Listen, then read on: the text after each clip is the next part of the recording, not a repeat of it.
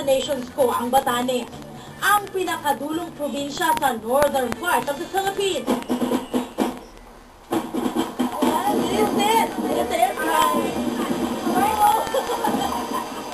Ting-init ng weather ang naging pagtanggap sa amin ng mga taga rito.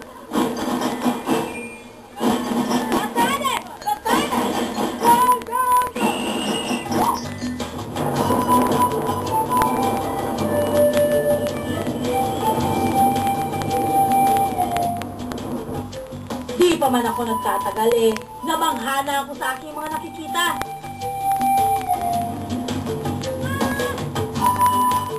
Pag tumingin ka dun sa dagat na kita mo na yung ilalim, pero mo nakikita sa ilalim. So, sobrang linaw. May mga hayop-hayop pa dito. Mga kambing, mga baka. Parang nasa New Zealand!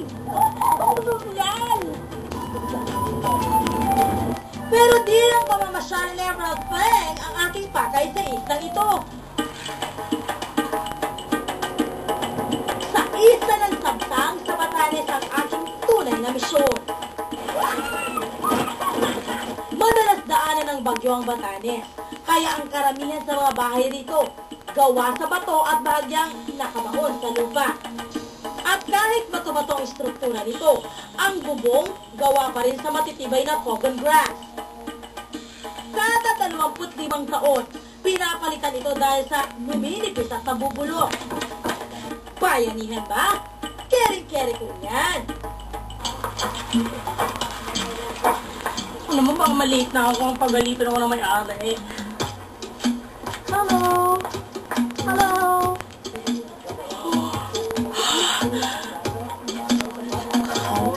Not! Lolo, pwede ba akong sumali dito mag-ayos ng bahay niyo? Pwede. Ayun, kaya naman. Ano mga gagawin ko? Minana pa ni Lolo Vicente sa kanyang mga ninuno ang bahay na ito. Wow!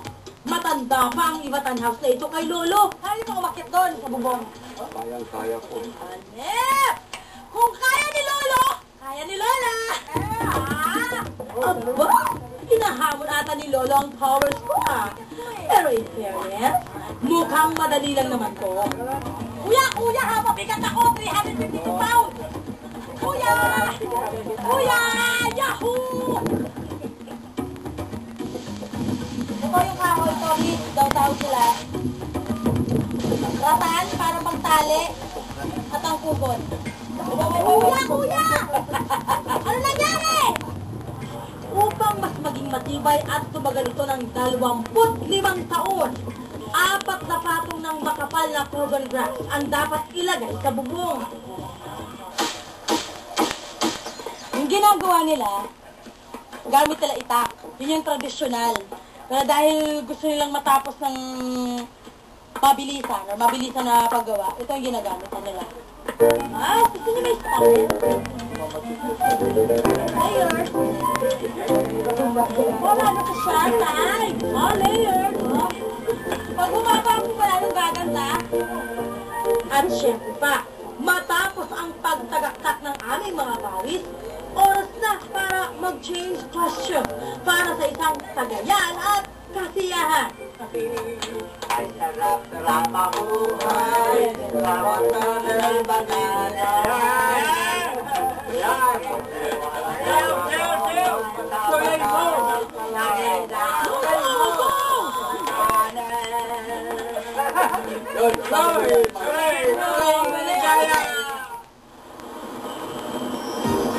Matapos ang pakikipagbayanihan, it's time to go around and around. Not with a car, but with a bicycle. Diba? Woo! Woo!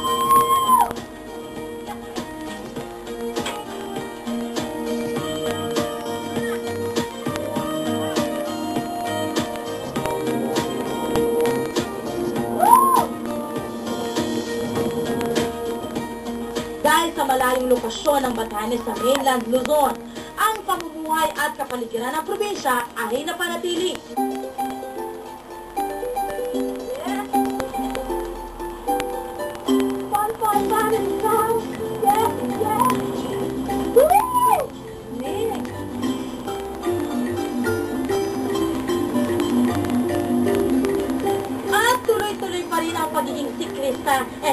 turista ko dito sa Batanes.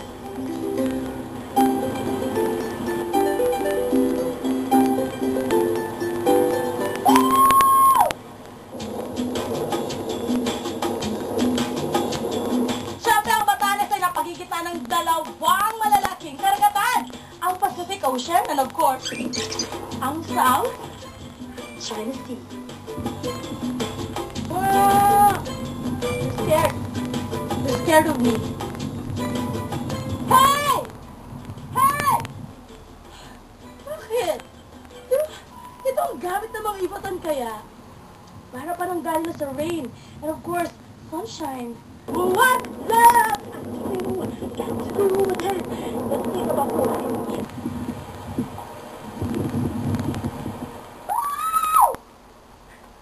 Yes!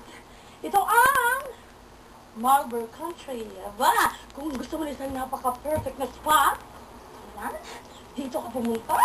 Dahil very, very, very, very beautiful. Woo! Nahilo! Nahilo! Ganda, no?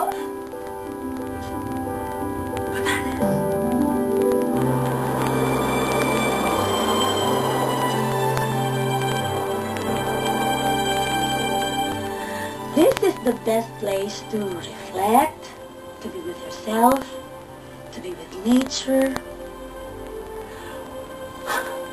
Love it.